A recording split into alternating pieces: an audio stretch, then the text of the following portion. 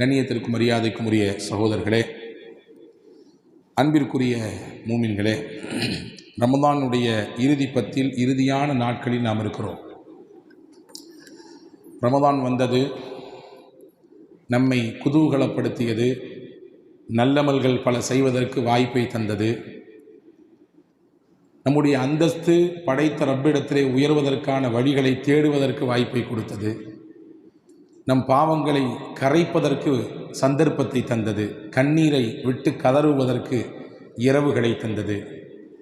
இதோ அந்த கண்ணியமான நம்மை பண்படுத்தி பக்குவப்படுத்திய ரமதான் நம்மை விட்டு விடைபெறப் போகிறது. இன்னும் சில நாட்களில் இறுதியான நாட்களில் நாம் இருக்கிறோம். பொதுவாகவே கடைசிக்கு என்று சில மரியாதை உண்டு. இஸ்லாத்தை பொறுத்தவரை கடைசி நேரங்கள் சிறப்பாக இருக்க வேண்டும். உங்கள் வாழ்க்கையின் மொத்த காலம் நீங்கள் எப்படியும் அல்லாஹ்வை வணங்கி வணங்காமல், தொழுது தொழாமல், பயந்து பயப்படாமல் எப்படியும் கழிந்துவிட்டு போய்விடலாம். நிச்சயம் கழிந்துவிடும். ஆனால் அந்த கடைசி நிமிடம் உலகை விட்டு பிரியும் நேரம், உள்ளத்தில் ஈமான் என்ற இறை நம்பிக்கை இல்லை என்றால் அல்லாஹ் பாதுகாக்க வேண்டும். அதைவிட கை சேதம் வேறும். Kareem's biryani paradise at Liberty and catering services, கோடம்பாக்கத்தின் அறுசுவை அடையாளம். எனவேதான் அல் குர்ஆன் சொல்கிறது, வல் ஆகிபத்து லித்தக்வா, இறுதி நன்முடிவு யாருக்கென்றால் இறை பக்தி யாருக்கு இருக்கிறதோ அவர்களுக்கே. இறை பக்தியில் யார் மேன்மையோடு இருக்கிறார்களோ அவர்களுக்குத்தான் இறுதி நன்முடிவு. யூசுப் என்று ஒரு நபி இருந்தார்கள், அலைஹிஸ்ஸலாம். கனவின் விளக்கம் தருபவர்கள், அழகின் மொத்த உருவம், அழகிய அத்தியாயம் என்று அவர்களின் செய்தி பேசப்படுகிற ஒரு சூறாவுக்கு அல்லாஹ் பெயர் வைத்தான். யூசுப் அலைஹிஸ்ஸலாம் அமைச்சராக இருந்தார்கள், மன்னராக இருந்தார்கள். ஒரு 11 சகோதரர்களோடு பிறந்த ஒரு சகோதரராக இருந்தார்கள். ஒரு நபியின் பிள்ளையாக இருந்தார்கள், ஒரு நபியாக இருந்தார்கள்.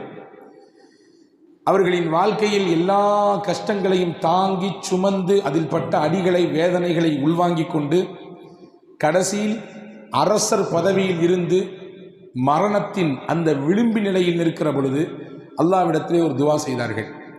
நீங்களும் நானும் ஒவ்வொரு நாளும் கேட்க வேண்டிய துவா அது. ரப்பி கது ஆத்தைத்தனி மினல் முல்கி வ அல்லம் தனி மின் தாவீல் அல் அஹாதீஸ். யா அல்லாஹ், எனக்கு அதிகாரத்தை தந்தாய், ஆட்சியை கொடுத்தாய், கனவின் ஞானத்தை, வியாக்கியானத்தை, விளக்கத்தை கற்றுக் கொடுத்தாய். ஃபாத்திரஸ் சமாவாத்தி வல்லார்து, வான பூமியை ஆளக்கூடிய ரப்பே, இப்பொழுது நான் உன்னிடத்தில் கேட்கிறேன். என் வாழ்க்கையில் எல்லாவற்றையும் அனுபவித்து வந்துவிட்டேன், என் வாழ்வின் இறுதி கட்டத்தில் இருக்கிறேன். 2 விஷயம் உன்னிடத்தில் வேண்டுகிறேன். ஒன்று, தவஃபனி முஸ்லிமா வ அல்ஹிக்னி பிஸ்ஸாலிஹீன், என்னை முஸ்லிமாக மரணிக்கச் செய், நல்லோர்கள் கூட்டத்திலே என்னை சேர்த்துவிடு. நபி கேட்கிறார்கள் என்றால், அல்லாஹுவின் வேத வரிகளை சுமந்து இந்த உம்மத்திற்கு சொல்லித்தந்த ஒரு நபி இந்த துவாவை கேட்கிறார்கள் என்றால் அதன் வழியாக உம்மத்திற்கு அல்லாஹ் பாடம் சொல்கிறான். உங்களின் வாழ்வின் எத்தனை வருடங்கள் எப்படி கழிந்திருந்தாலும் இறுதியான நேரம் கலிமாவுடன் மரணிக்க வேண்டும். அது ரொம்ப முக்கியம். உங்களின் இறுதி நாட்கள் ரொம்பவும் முக்கியமானது என்பதை அல்லாஹ் யூசுப் நபியின் வரலாற்றிலிருந்து நமக்கு சொல்கிறான். பாருங்கள், உலகத்தை அல்லாஹ் 6 நாட்களில் படைத்தான் என்று குர்ஆன் சொல்கிறது. வஹுவல்லதீ ஹலகஸ் ஸமாவாதி வல் அர்த ஃபீ 6 அய்யாம், 6 நாட்களை அல்லாஹ் 6 நாட்களில் படைத்தான். படைக்க துவங்கிய நாள் ஞாயிற்றுக்கிழமை, அந்த படைத்து முடித்த நாள் வெள்ளிக்கிழமை. ஞாயிற்றுக்கிழமையில் தொடங்கி வெள்ளிக்கிழமையில் முடிந்தது. முடிந்த நாளை இந்த உம்மத் உலக அழிவு நாள் வரை ஈதாக கொண்டாடுகிறது. கடைசி நாள் வெள்ளிக்கிழமை செய்யுதுல் ஐயாம், நாட்களின் தலையான நாள். ஈதுல் ஃபுகராஇ வல் மசாக்கீன், ஏழைகளின் திருநாள், பெருநாள் நபிகள் சொன்னார்கள். காரணம் என்ன? அல்லாஹ் படைத்து முடித்து அந்த இறுதி கட்டத்தை நிறைவு செய்த நாள். எனவே அந்த நாளுக்கென்று தனிச்சிறப்பு. அதுபோன்றுதான் ரமதானினுடைய கடைசி நாட்கள் ரொம்பவும் முக்கியமான நாட்கள். அதிலும் குறிப்பாக மிச்சம் இருக்கக்கூடிய ஒரு 4-5 நாட்கள் அல்லாஹ்விடத்திலே நெருங்குவதற்கு கண்ணீர் விடுவதற்கான நாட்கள் என்பதை நாம் இங்கே கவனத்தில் கொள்ள வேண்டும். ரப்பிடத்திலே நாம் இத்தனை நாட்கள் செய்துவிட்ட நல்ல அமல்களை அங்கீகாரத்திற்காக துவா செய்ய வேண்டும். செய்து முடித்தால் போதும், மன நிறைவு கிடைத்துவிட்டது, தொழுதாகிவிட்டது, இத்தனை குரான்கள் ஓதி முடித்தாகிவிட்டது, இவ்வளவு காசுகள் தர்மம் கொடுத்தாகிவிட்டது. செய்ததெல்லாம் அல்லாஹ்விடத்தில் அங்கீகரிக்கப்பட வேண்டும். செய்ததெல்லாம் அல்லாஹ் ஏறெடுத்து பார்க்க வேண்டும். பொதுவாகவே ஒரு சட்டம் அல்லாஹ்விடத்தில் உண்டு. எந்த செயலை செய்தாலும் அதனுடைய முடிவிலே கபூலியத்திற்காக வேண்டி அல்லாஹ்விடத்திலே கேட்க வேண்டும். சஹாபாக்களை பற்றி வருகிறது, அவர்கள் நன்மைகள் செய்வார்கள், அது அல்லாஹ் ஏற்றுக்கொள்வானா மாட்டானா என்கின்ற அச்சத்தோடு இருப்பார்கள். அது அல்லாஹ்விடத்தில் அங்கீகரிக்கப்பட வேண்டுமே என்ற துஆவோடு இருப்பார்கள். அதனுடைய அங்கீகாரத்திற்கு அல்லாஹ்விடத்திலே கண்ணீர் விடுவார்கள் என்பதாக அவர்களை பற்றி குர்ஆனும் சொல்கிறது, ஹதீதும் சொல்கிறது. எனவே அன்புக்குரிய பெருமக்களே, ரமதானில் நாம் செய்த செயல்கள் எல்லாம் அல்லாஹ்விடத்திலே அங்கீகரிக்கப்பட வேண்டும். அதற்காக இந்த மிச்சம் இருக்கிற நாட்களை நாம் அதிகமாக பயன்படுத்த வேண்டும். இரண்டாவது, இந்த இறுதி நாட்களில் நாம் கவனிக்க வேண்டிய முக்கியத்துவம் வாய்ந்த விஷயத்திலே ஒன்று, கத்ருடைய இரவை நாம் முழுமையாக பயன்படுத்த வேண்டும். பாருங்கள், எவ்வளவு எளிமையாக மார்க்கம் அல்லாஹ் நமக்கு இந்த 1000 மாதங்களை விட சிறந்த இரவை பெற்றுக்கொள்வதற்கு வாய்ப்பை வழங்கியிருக்கிறான் என்று பாருங்கள். வருஷத்தில் 360 நாள் இருக்குது, அதில் ஏதாவது ஒரு நாள் ராத்திரி தான் கதிரு, நீங்கள் தேடி கண்டுபிடிச்சிக்கங்க அப்படின்னு நல்லா சொல்லலை. அந்த வருடத்தில் ஒரு மாதத்தை தேர்வு செய்தான், ரமலானை கொடுத்தான். ரமலானில் 30 நாள் ராத்திரி இருக்குது, அதில் ஏதாவது ஒரு ராத்திரியை நீங்கள் கதிர் என்று தேர்வு செய்துங்க, அதை நீங்கள் தேடி கண்டுபிடிச்சு அமல் செஞ்சுக்கங்க என்றும் சொல்லவில்லை. நபி சொன்னார்கள், இந்த உம்மத்திற்கான சிரமத்தை நபி தான் வாங்கி கொண்டு இந்த உம்மத்திற்கு லேசை கொடுத்தார்கள். தான் அந்த சிரமத்தை உள்வாங்கி கொண்டு சமூகத்திற்கு எளிமையான லேசான வழியை காண்பித்தார்கள். ஹதீஸிலே வந்திருக்கிறது, லைலத்துல் கத்ரை தேடி ரமலானில் முதல் 10 நான் இஅ்திகாஃப் இருந்தேன், பெற்றுக்கொள்ள முடியவில்லை. அடுத்த ஆண்டு 2வது 10 இஅ்திகாஃப் இருந்தேன், அப்பொழுதும் பெற்றுக்கொள்ள முடியவில்லை. 3வது ஆண்டு 3வது 10 இறுதி 10 இஅ்திகாஃப் இருந்தேன். உம்மத்தே, என் சமூகமே, லைலத்துல் கத்ர் இந்த பிந்திய 10 தான் இருக்கிறது என்று சொன்னார்கள். நம்மளால் முடியுமா? 30 நாள் இஅ்திகாஃப் வாய்ப்பு இருக்கிறதா? முதல் 10 2வது 10 அந்த சிரமத்தை எல்லாம் தான் வாங்கிக்கிட்டு இந்த சமூகத்திற்கு அழகான ஒரு எளிமையான மிக இலகுவான வழியை காண்பித்து விட்டார்கள். அதிலும் குறிப்பாக 10 நாளும் சொல்லலை, அதில் இருக்கும் ஒற்றைப்படை. அந்த 10 இருக்கக்கூடிய ஒரு 5 நாள் இரவு. நம்மிலே பரிதாபம் அந்த நாட்களில் கூட நம்மால் முழுமையாக அமல் செய்ய முடியவில்லையே. வருடத்தில் 360 இல்லை, வேண்டாம். ரமதான் 30 அதுவும் வேண்டாம். ரமதானில் பிந்திய 10 அதிலும் 5 நாட்கள், குறிப்பிட்ட 5 நாட்கள், அந்த 5 ஒற்றைப்படைகிறவர்கள் தேடுங்கள் என்று பெருமானா ஸல்லல்லாஹு அலைஹி வஸல்லம் மிக எளிமையாக, இதை விட யாரால் காட்டித்தர முடியும்? அவ்வளவு எளிமைப்படுத்தியிருக்கிறார்கள். உம்மத்துக்கு கஷ்டத்தை ரசூலுல்லாஹ் எப்பொழுதுமே கொடுக்க மாட்டாங்க. எனக்கு ஆசை இருக்குது, ரசூலுல்லாஹ் சொன்னாங்க, ஒவ்வொரு வக்திலையும் என்னுடைய உம்மத்து மிஸ்வாக்கு செஞ்சுட்டு வரணும்னு ஆசை இருக்குது. எப்படி ஒது செஞ்சுட்டு தொழ வரீங்களோ அதே மாதிரி ஒவ்வொரு வக்திலும் ஒவ்வொரு தொழுகையிலும் மிஸ்வாக்கு செஞ்சுட்டு தான் தொழணும் அப்படின்னு சொல்லி நான் கட்டளை எல்லாம் என்று விரும்புகிறேன். லவ்லா நஷுக்கா அலா உம்மத்தி, ஆனால் அது என்னுடைய உம்மத்துக்கு சிரமமாக போயிடும், கஷ்டமாக போயிடும், அதனால் நான் விட்டு கொடுத்துறேன்றாங்க. எனக்கு ஆசை இருக்குது இஷாவுடைய தொழுகையை இரவின் பிற்பகுதியில் கொண்டு தள்ளி வைக்க வேண்டும் என்று. லாஸ்ட் நைட்டினுடைய பிந்தி நேரம், அப்போதான் இஷா தொழ வைக்கணும் அப்படின்னு சொல்கிறதுக்கு எனக்கு ஆசை இருக்குது. ஆனால் என்னுடைய உம்மத்துக்கு அது சிரமமாக போயிடும், என் உம்மத்திற்கு அது கஷ்டமாக போய்விடும். எனவே நான் விட்டேன், அதை செய்ய சொல்லவில்லை. உம்மத்திற்கு சிரமத்தை குறைத்து கொடுத்த உத்தம நபி ஸல்லல்லாஹு அலைஹி வஸல்லம் இந்த உம்மத்திலே 1000 மாதங்களை விட சிறந்த இரவையும் நமக்கு தேர்வு செய்து சொல்லிக் கொடுத்தார்கள். நபிகள் பெருமானா ஸல்லல்லாஹு அலைஹி வஸல்லம் ஒரு நாள் இப்படி கவலைப்பட்டார்களாம். இமாம் மாலிக் ரஹ்மத்துல்லாஹ் இந்த செய்தியை சொல்கிறார்கள். முன்னால் வாழ்ந்த சமுதாயம் எல்லாம் 1000 வருடங்கள் வாழ்ந்திருக்கிறார்கள். 500 ஆண்டுகள் ஆயுள், அவர்களுக்கு ஆயுள் 500 ஆண்டு, 450 வருஷம், 800 வருஷம், 900 வருஷம், 1200 வருஷம் இன்று எக்கச்சக்கமான ஆயுள் கொடுக்கப்பட்டவர்கள் இருந்தார்கள். ஆனால் என்னுடைய உம்மத்து 60க்கும் 70க்கும் இடையில உள்ள காலகட்டமாச்சே.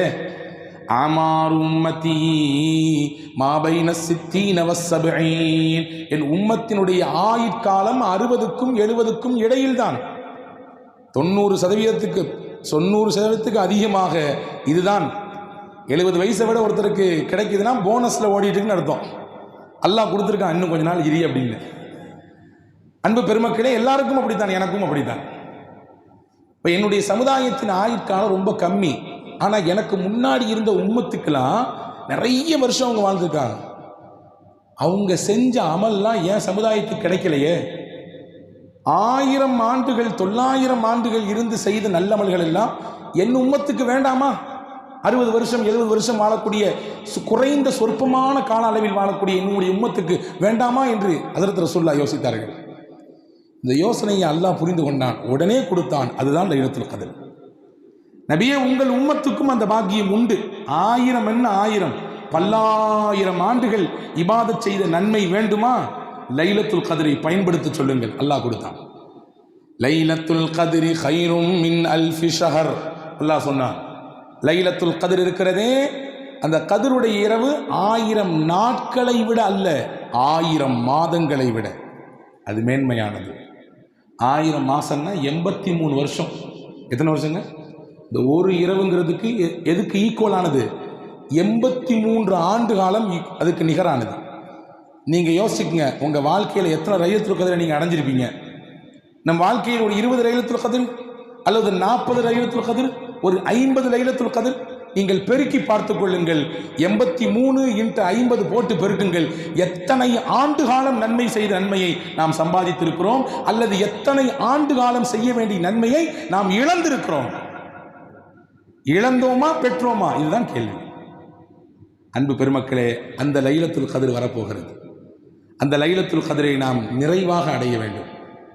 நிறைவான நல்ல அமல்களை நாம் அதிலே செய்ய வேண்டும். லைலத்துல் கத்ர் அதை குறித்து நிறைய செய்திகள் ஹதீதுகளிலே பேசப்படுகிறது. குறிப்பாக நபிபெருமான் ஒற்றைப்படையில் தேடுங்கள் என்றார்கள். ஹஜ்ரத் இப்னு மசூத் ரலியல்லாஹு சொன்னாங்க, ஹதீதிலே வந்திருக்கிறது.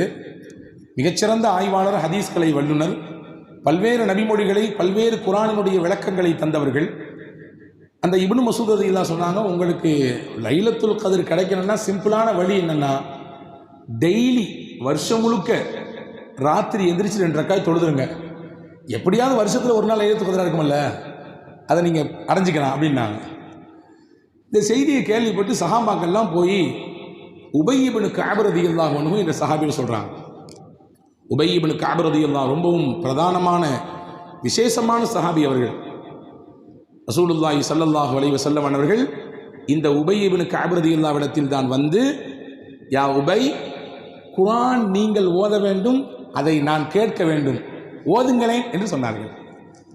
உபய் ரலியல்லாஹு சொன்னாங்க, யா ரசூலல்லாஹ் அக்ரஉ வ உன்ஸில இலைக்க, உங்களுக்குத்தான் குர்ஆனையே அல்லாஹ் இறக்கினான், உங்களிடத்தில் நான் ஓதி காட்டுவதா?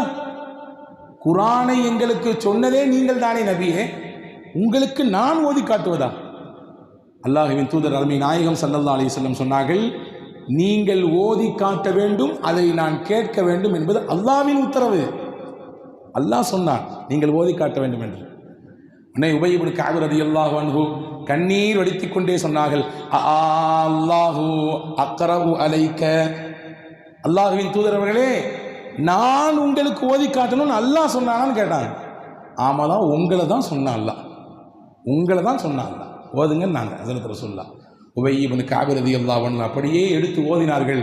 அவர்களின் இனிமையான குரலில் பெருமானார் ஸல்லல்லாஹு அலைஹி வஸல்லம் சொக்கி போனார்கள். அந்த குர்ஆனின் வசனங்களை அப்படியே கேட்டார்கள். ஒரு கட்டத்தில் ஒரு வசனத்தை கடக்கும் நேரத்திலே கதறி அழுது கொண்டு பெருமானார் போதும் காபே போதும் காபே என்றார்கள்.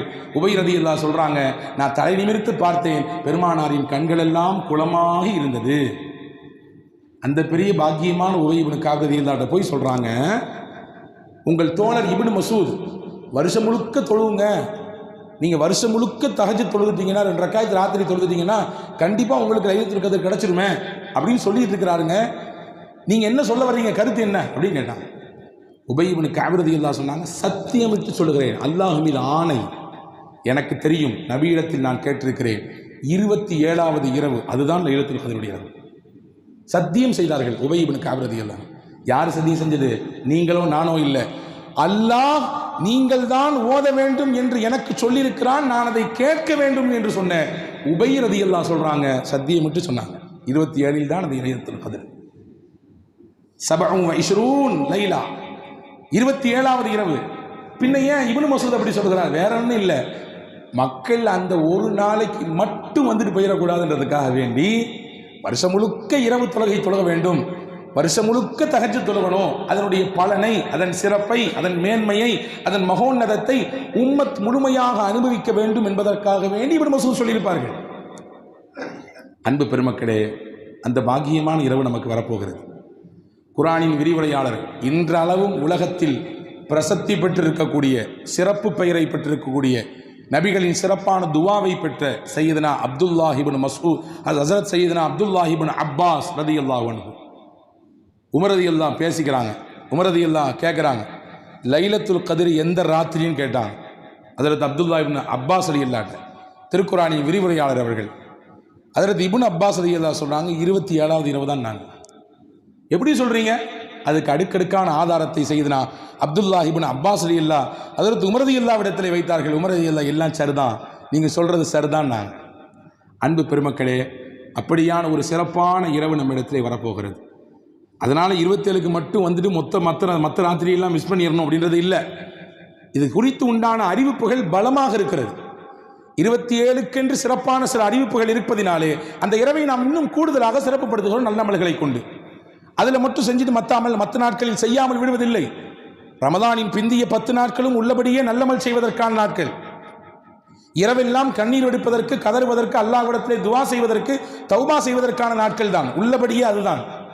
ஆனால் 27க்கு கொஞ்சம் கூடுதல் சிறப்பு. ரசூலுல்லாஹ் அந்த இரவை முழுவதுமாக ஹயாத்தாக்கி இருக்கிறார்கள் என்று ஹதீஸ் இருக்கிறது. இந்த 27வது இரவை முழுவதுமாக ஹயாத்தாக்கி இருக்கிறார்கள் நல்லமல்களை கொண்டு இருக்கிறது. எனவே நான் உங்களிடத்திலே வேண்டிக் கொள்ளக்கூடிய விஷயம், அந்த மகத்தான இரவை நாம் வீணடித்து விடக்கூடாது. பள்ளிவாசலுக்கு தொழுக போகிறோன்னு வந்துட்டு ஏனோ தானோ 4 ரக்காய் 8 ரக்காய் தொழுதுட்டு முடிஞ்சு அஸ்ஸலாமு அலைக்கும் என்று சொல்லிவிட்டு கடந்து போவதோ, அல்லதுக்கு பள்ளிக்கு வரப்போகிறோம் என்ற பெயரில் வந்து அங்கே இங்கே ஓரம் சாரத்தில் என்று வீணாக பேசிக்கொண்டு, அரட்டைகள் அடைத்து கொண்டு, வீண் விவாதங்கள் செய்து கொண்டு நிற்பதோ, குறிப்பாக இந்த இரவை நாங்கள் கொண்டாடுகிறோம் என்ற பெயரிலே அன்பு இளைஞர்களுக்கு சொல்லுகிறேன், தேவையில்லாத வெளியில் போய் பிரச்சனைகளை ஏற்படுத்தக்கூடிய விதத்திலே உங்களுடைய செயல்பாடுகளை அமைத்துக் கொள்வதோ முற்றிலுமாக தடை செய்ய வேண்டும். எல்லா ஊர்களிலும் ஒரு முசீபத் இருக்குது, பெரிய முசீபத்தாக இருக்கிறது. பெருநாள் இரவிலும் 27 இரவிலும் ஒவ்வொரு வருடமும் காவல்துறை எச்சரிக்கிறது, உங்க பிள்ளைங்க தான் பைக் எடுத்து ரேஸ் போறாங்க, உயிரிழப்புகள் ஏற்படுகிறது, காயங்கள் ஏற்படுகிறது. அந்த முசீபத்தை அவங்களோட முடிஞ்சா கூட பரவாயில்ல, அடுத்தவங்களுக்கு பிரச்சனை ஏற்படுது. அதனால் ரோட்டில் நடமாடக்கூடியவர்கள், பயணிக்கக்கூடியவர்களுக்கு சிரமம் ஏற்படுகிறது. உங்க பிள்ளைகள சொல்லுங்க. நான் கேட்கிறேன், அதிலே என்ன ஆனந்தம், அதிலே என்ன மகிழ்ச்சி? பிறரை எரிச்சல் பிடித்தி பார்த்து, பிறரை இடையூறு செய்து பார்த்து, பிறருக்கு துன்பம் கொடுத்து பார்த்து அதில் என்ன இன்பம்? அந்த சுகம் எமக்கு என்ன தேவை? அது என்ன அவசியம் இருக்கிறது? அன்பு பெற்றோர்கள், நீங்கள் உங்கள் பிள்ளைகளை அது சொல்லி உணர்த்த வேண்டும். பிறருக்கு நன்மை செய்வதால் கிடைக்கக்கூடிய பலனையும் சொல்ல வேண்டும், பிறருக்கு இடையூறு கொடுப்பதால் ஏற்படக்கூடிய விளைவுகளை, ஆபத்துகளை சொல்ல வேண்டும்.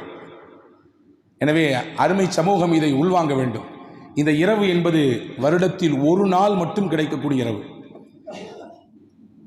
ஓஎம்ஆருக்கு போகணும், இந்த பஸ் இல்லைன்னா அடுத்த பஸ்ஸில் ஏறிக்கலாம், இந்த ட்ரெயின் போச்சுன்னா அடுத்த ட்ரெயினில் ஏறி போய்க்கலாம் அப்படின்ற மாதிரி இல்லை. இந்த ராத்திரி போனால் அடுத்த நாள் ராத்திரி பார்த்துக்கலான்னு, இந்த ராத்திரி போனால் அவ்வளவுதான், அடுத்த வருஷம் தான் அந்த ராத்திரி கிடைக்கும்.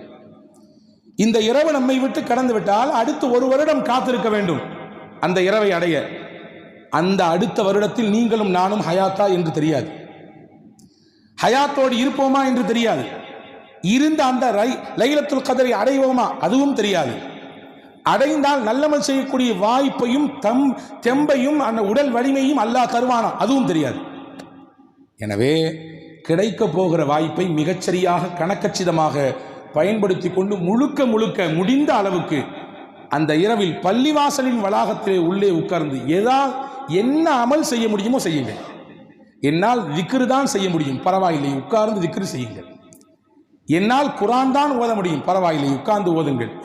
என்னால் எதுவும் சொல்ல முடியாது, அல்லாஹ் மட்டும்தான், அல்லாஹ் அல்லாஹ் என்று சொல்லிக்கொண்டு இரவு முழுவதும் இருங்கள். அந்த ஒரு நாள் முழுவதும் பள்ளியில் கழிப்பதனாலே ஒன்றும் நமக்கு குறைய போவதில்லை, நிறைவாக கிடைக்கப் போகிறது நன்மை. அந்த யோக்கத்தோடு இந்த புனித இரவை கழிப்பதற்கு முயற்சிப்போம். இது ரமதானினுடைய பிந்திய பத்தில் குறிப்பாக லைலத்துல் கத்ரை தீவிரமாக அடைய வேண்டும் என்ற சிந்தனையோடு இந்த இரவுகளை கழிப்பதற்கான முயற்சி. அடுத்து இந்த ரமதானினுடைய இறுதியில் நாம் யோசிக்க வேண்டிய மிக முக்கியமானது பெருநாள் தர்மம் என்று சொல்லக்கூடிய சதகத்துல் ஃபித்ர், ஜக்காத்துல் ஃபித்ர். மகிழ்ச்சிக்குரிய நாள், நாம் நோற்ற நோன்புகளுக்கெல்லாம் கூலி கொடுக்கப்படக்கூடிய நாள், ஆனந்தமும் சந்தோஷமும் ததும்பி வழியக்கூடிய நாள் பெருநாள் இல்லையா? அந்த பெருநாளை கூட ஏழைகளை மறந்துடாதீங்க. நீங்கள் எப்படி உடுத்திருக்கிறீங்களோ, நீங்கள் எப்படி சாப்பிட்றீங்களோ அந்த மாதிரி ஏழைகளும் சாப்பிடணும். உங்களுக்கான ஹக்கு என்னவென்றால், இல்லாதவர்களுக்கு நீங்கள் தேடி கண்டு போய் அவர்களுக்கான உணவை, அவர்களுக்கான ஹக்கை நீங்கள் முழுமையாக கொடுத்து விடுதல். அந்த தர்மத்தை செய்யாமல் நீங்கள் பள்ளிவாசலுக்கு வராதீர்கள், பள்ளிவாசலுக்கு வராதீர்கள் என்று பெருமானார் ஸல்லல்லாஹு அலைஹி வஸல்லம் கண்டித்தார்கள். எனவே அன்பு பெருமக்களே, இந்த ரமதானில் இறுதியில் இருக்கக்கூடிய நாம் சதகத்துல் ஃபித்ரில், ஜக்காத்துல் ஃபித்ரில் கூடுதல் கவனம் எடுக்க வேண்டும். பொதுவாகவே நான் சொல்வதுண்டு, சதகா சிறந்த பலனை தரக்கூடிய ஒரு உலகத்திலும் தரும், ஆகிரத்திலும் தரும். செய்தவர்கள் நிச்சயம் வாழ்க்கையில் விடவே மாட்டார்கள். கொடுத்தவர்கள் அவர்களின் கை எப்பொழுதும் கொடுத்து கொண்டே தான் இருக்கும். ஏனென்றால் அதனுடைய பலனை பார்த்தவர்கள் அவர்கள். நான் சொல்லுகிறேன், நீங்கள் குறித்துக் கொள்ளுங்கள். கொடுக்கும் தன்மை உலகத்தில் உங்களிடத்திலும் என்னிடத்திலும் இருந்தால் அல்லாஹ் உலகத்தில் 5 பாக்கியத்தை தருவான், ஆகிரத்தில் 5 பாக்கியத்தை தருவான். அல்லாஹ் நம் எல்லோருக்கும் அந்த பாக்கியங்கள் நசீபாக்குவானாக. அல்லாஹ் உலகத்தில் 5 பாக்கியம் தருவான். முதல் பாக்கியம் என்னவென்றால், உங்களுக்கான சோதனைகளை நீங்கள் கொடுத்தலை வைத்து அல்லாஹ் தடுப்பான். கொடுத்துட்டே இருக்கீங்க, அடுத்தவங்களுக்கு, இல்லாதவர்களுக்கு, தேவைப்படுபவர்களுக்கு கொடுக்கிறீர்கள். இந்த பண்பு உங்களுக்கு வர இருக்கக்கூடிய ஆபத்தை, சோதனை சொல்லுவோம்ல, தலை போயிருக்க வேண்டியது தலப்பாவோடு நின்று போச்சு சொல்லுவோமா? அவன் வந்த ஸ்பீடை பார்த்தா மொத்தமாக அந்த நிமிஷத்தில் நான் காலி ஆகிருப்பேன். ஏதோ லேசாக கீழே விழுந்து ஒரு சின்ன அடியோடு தப்பிச்சுக்கிட்டேன் அப்படி சொல்கிறோமா? இது எதனுடைய விளைவு? நான் பெரிய ஆபத்து என்று நினைத்தேன், ரிப்போர்ட் வந்துருச்சு, பயந்தேன், ஆனால் எதுவும் இல்லை, சாதாரண முடிஞ்சிருச்சு. எதனுடைய விளைவு? நாம் கொடுத்த தர்மம் அல்லது நமக்கு முன்னால் இருந்து நம் முன்னோர்கள் கொடுத்த ஏதோ ஒரு தர்மம் நம்மை காக்கிறது. சோதனைகளை இருந்து அல்லாஹ் உங்களை பாதுகாப்பான். கொடுத்தால் முதல் பலன் உலகத்தில். 2வது பலன், அல்லாஹ் நம்முடைய பொருளாதாரத்தில் பரக்கத் செய்வான். பரக்கத்து வேணும்னு ஆசைப்படுறவங்க கொடுக்கணும். தமிழில் சொல்லுவார்கள் அல்லவா, இறைக்கும் கிணறு தான் ஊறும். இறைக்கத்தான் தண்ணீர் ஊறிக்கொண்டே இருக்கும். எங்க வீட்டு கிணறு வத்தி போயிடக்கூடாது, அது இருக்கட்டும், பேசாம நான் மட்டும் இந்த தண்ணியை குடிக்கூடாது, என் சந்ததி எல்லாம் குடிச்சுக்கிட்டே இருக்கணும் அப்படின்னு தண்ணியை எடுக்காம மூடி போட்டா அவருக்கும் பயனில்லை, அவருக்கு பின்னால் வரக்கூடிய சந்ததிகளுக்கும் பயனில்லை. இறைக்க ஊறும் என்பது இயல்பு, யதார்த்தம். அல்லாஹ் சொல்லுகிறான், கொடுக்க கொடுக்க உங்கள் பொருளாதாரம் பெருகிக் கொண்டே இருக்கும்.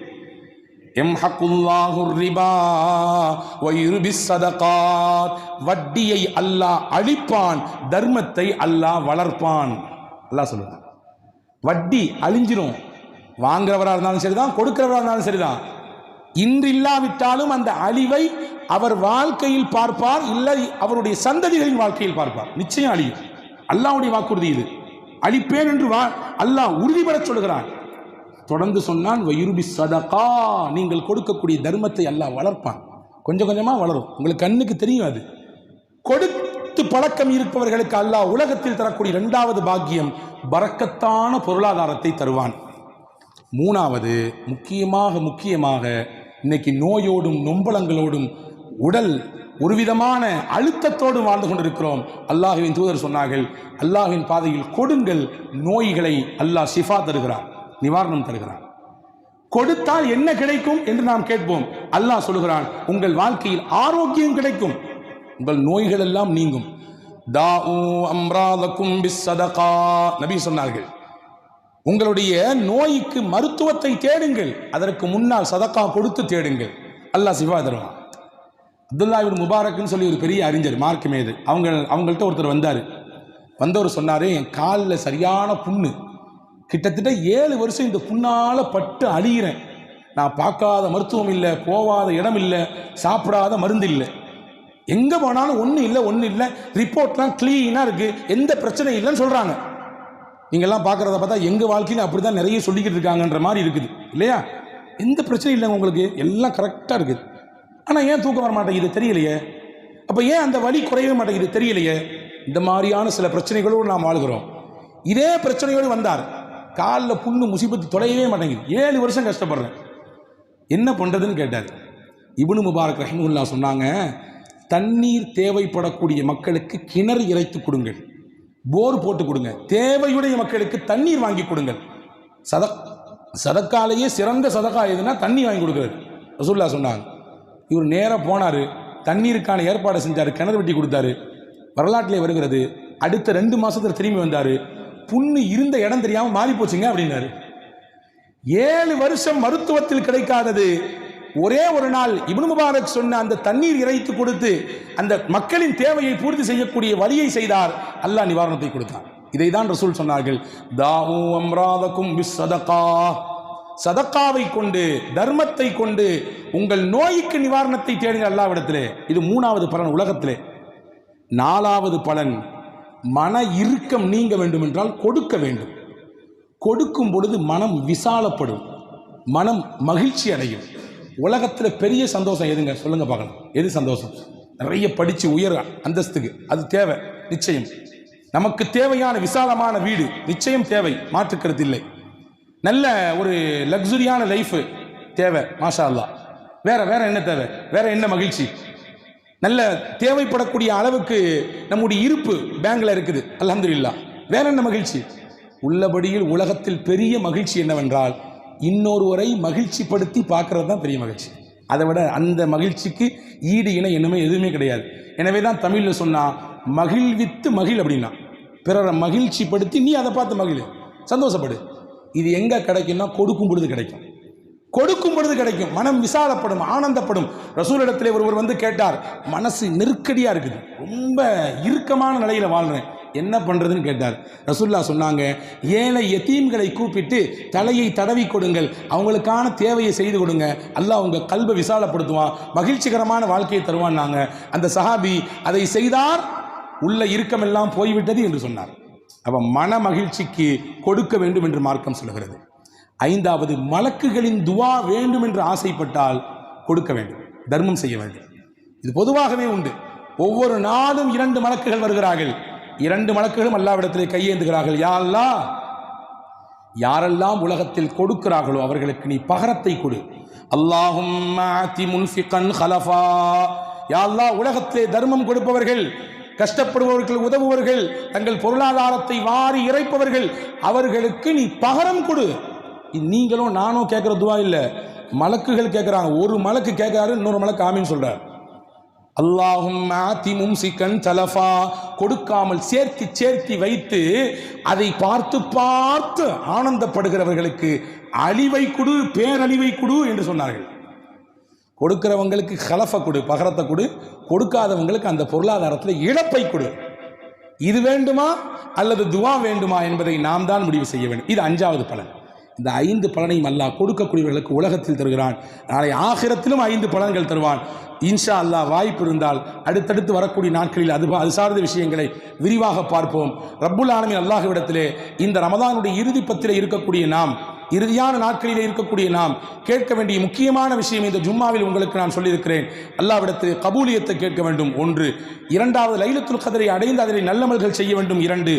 3வது, பெருநாள் தர்மத்தை முடிந்த அளவுக்கு விரைவுபடுத்தி பெருநாளுக்கு முன்பாக அந்த முந்தைய தினத்திலேயே அதை கொடுத்து அதன் மூலமாக ஆனந்தப்பட்டு அல்லாஹ்விடத்திலே நம்முடைய ரமதானில் ஏற்பட்ட கரைகள், ரமதானில் ஏற்பட்ட தவறுகள், குறைகள், அதையெல்லாம் நிவர்த்தி செய்வதற்குரியான வழியை தேடிக்கொள்ள வேண்டும். வல்ல அல்லாஹ் உங்களுக்கும் எனக்கும் எல்லா விதமான நற்பாகியங்களையும் இந்த ரமதானின் மூலமாக நிறைவாக தந்தருள் புரிவானாக. இந்த ரமதானில் என்னென்ன ஹைறுகள், பரக்கத்துகளை அல்லாஹ் இறக்கி வைத்தானோ அதையெல்லாம் முழுமையாக அடைந்த மக்கள் கூட்டத்தில் அல்லாஹ் நம்மை சேர்ப்பானாக. லைலத்துல் கத்ரை அடைந்து அதில் நின்று வணங்கி தொழுது வழிபட்ட நன்மக்கள் யாரோ அவர்களின் கூட்டத்தில் அல்லாஹ் நம்மையும் சேர்த்தருள் புரிவானாக.